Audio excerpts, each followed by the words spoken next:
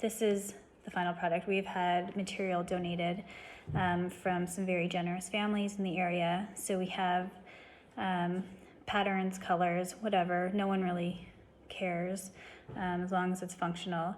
The use for this is ideally to be over an N95. This is one example of an N95. So I will demonstrate for you. It's not the prettiest thing, but who cares?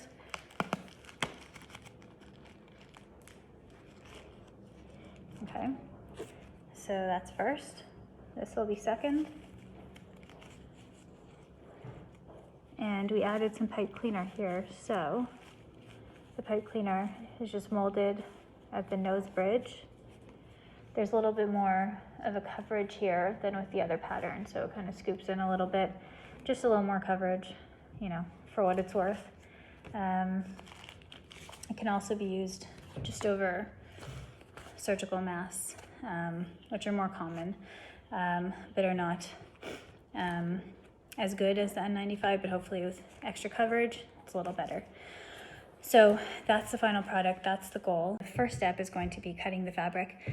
A lot of the fabric that has been donated to us has been 100% cotton, as that's the ideal material. It's been 100% cotton bed sheet. The donations were new sheets, but we still cleaned and sanitized them in the washer, hot water, just to pre-shrink just in case, and the dryer to sanitize. What I did is cutting these can take a long time, and they don't need to have a pretty edge because it's going to be, you're not going to see the edge. So what I did is I took the sheets and tore them at every 9-inch interval. So we were left with these strips 9 inches wide and, you know, as long as a bed sheet. So now with these strips, for every 6 inches, I'm going to make a little cut, just a small 1/2-inch cut. 6, 12, and then what I'll do is I'll just fold it over and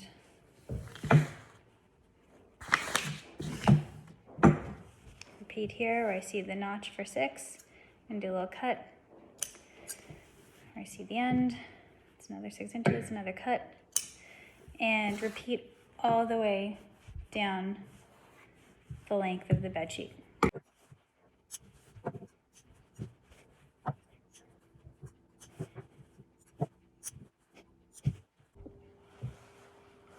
Okay, now I have all of the slits in this length of fabric. All I'm gonna do, use some muscle and pull. So we'll flatten this out. This will, you know, this does not need to be perfectly pressed. It's going to be sanitized before it leaves my house, and it's going to be sanitized at the hospital. So don't worry about, you know, having it look beautifully pressed. Just worry about getting it out and on the faces of people who need them. So much quicker than cutting. So here goes.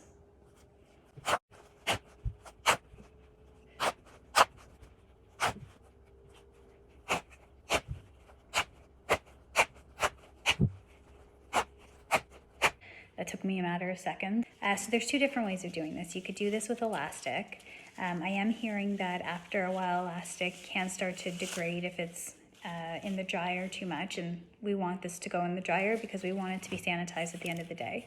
So elastic it's a more comfortable fit. It's quicker to put on, but I am hearing from some other doctors that even just a tie, so a long piece of ribbon, you know, whatever kind of ribbon, anything that will hold the knot. So just check to make sure it's not too slippery, as long as it'll hold the knot and stay in place. But this can, in the same location that you would be placing the elastic, you can just place a longer ribbon. If you cut about 12 to 14 inches, 4 times of the ribbon, then you'll have, you know, 2 ties, one above up here, above your ear, and one down here below your ear. So for the elastic, 7 inches is what they are saying. So you want to cut 2 7-inch strands of elastic. So I'm just going to fold that in half, and that'll account for 1 mask. Okay, I have my fabric, my elastic, and the only other piece of material I need is, and it's optional, it's ideal, it's not available to everyone, and it looks funny, but this is courtesy of Halloween costume circa 2018 for my newborn. He went as a dragon, and I have these pipe cleaners left over. Pipe cleaners, as it turns out, are great to fit the bridge of the nose. So this is the last piece of material we need. I promise you're almost done cutting and you can start sewing momentarily. You want to cut these at 4-inch intervals. So we're just going to cut one as our measuring tool, and then watch out because the ends are a little pointy. Just be careful. And I just want to point out that none of this has to be super specific. It'll be fine and great and usable when it's done. If it's, if this is more than 4 inches, less than 4 inches, that's fine. If this is more or less than 9 by 6, that's fine. These things are not supposed to be super specific, fitted to a face. There's lots of give. So don't be too hard on yourself. Don't worry about being too specific and detailed, and just get her done and sewed up, and let's start the sewing. I can do. So what you're going to do now is this is the back and front of this pattern of this fabric is the same. So it doesn't matter what side faces what. So let's say this is the side of the material that is the front side, the side that you want to see. You're putting that upside down. So you're facing the good sides to each other. So you're seeing the back. And what you're going to do is you're going to leave an opening about 3 inches wide. Again, you don't have to be super specific here. You don't have to be exact as the pattern is. You're going to start your stitch a 1/4 inch out, and you're going to stitch a straight seam. When you get to here, you're going to pause. You're going to put this elastic in at 45 degrees and sandwich it in. You're going to continue your stitch. Continue your stitch, turn, continue your stitch. When you get close to the edge here, you want to make sure that this has not been twisted. You're going to pull the elastic to the corner, place it, and continue your stitch on. So you've now incorporated both ends of the elastic. Continue your stitch down here, and you're going to do the same for these 4 corners. So in every corner you need to be sandwiching the elastic, and you're going to start good sides facing each other.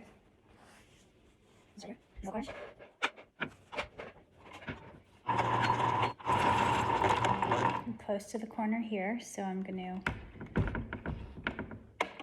lift my foot, place my elastic at 45 degrees approximately, doesn't need to be specific, place it, and just continue.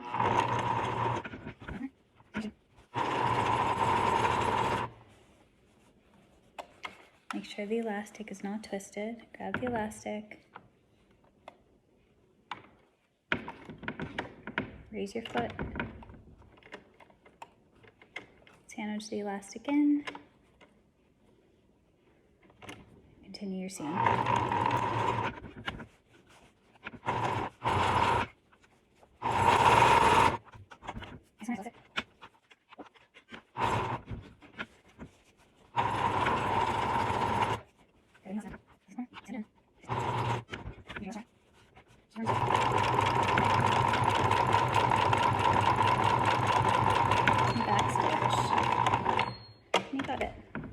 So this is what it's going to look like. Looks a little strange, right? Next step, you're going to open up from your opening.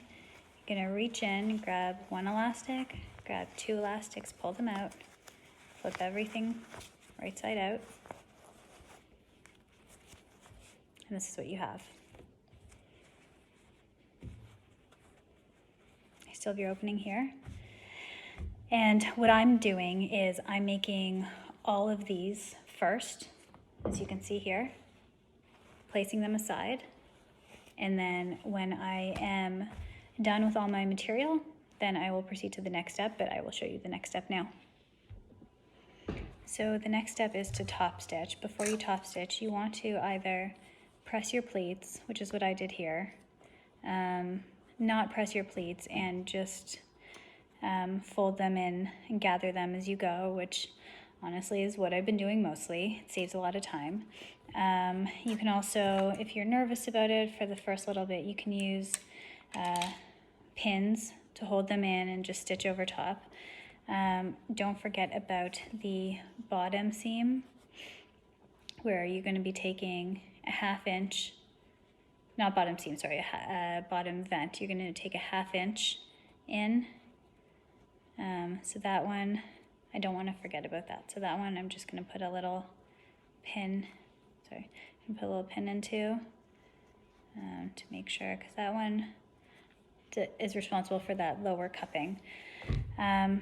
And then top stitch, the stitch on top, you're going to go 3/8 of an inch. It's a little larger, it's a little wider of a top stitch because we want to get the pipe cleaner in. And then all other top stitches, 1/4 of an inch is good. All right, don't forget to gather your vents.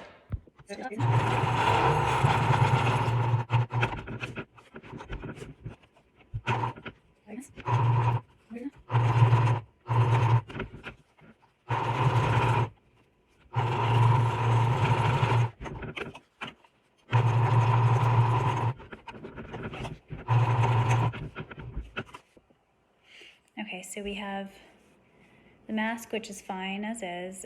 You also do have the option of, if you feel like it's a little snug depending on your fabric, you can make this a 1/2 inch vent at the bottom. You can make it smaller. You can make it 3/8 of an inch, 1/4 of an inch, whatever. Different sizes for every face. So make different sizes if you feel like you want to. Pipe cleaner, you're going to put it in the top, kind of slide it underneath the seam that's already there.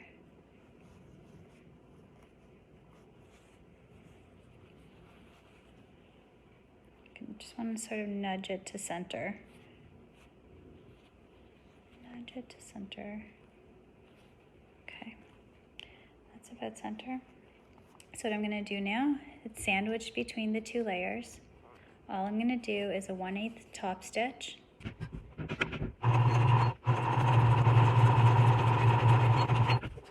So this one here, push around your nose, and you will understand why this just feels so much better for a provider. It's just snugger. The other one's good, the other one's fine, don't get me wrong. Thank you for doing this, and thank you for understanding why we're doing this. Remember, it's not that this is to be used solo. If it is solo, it's because there truly is no other option. It is something that is better than nothing.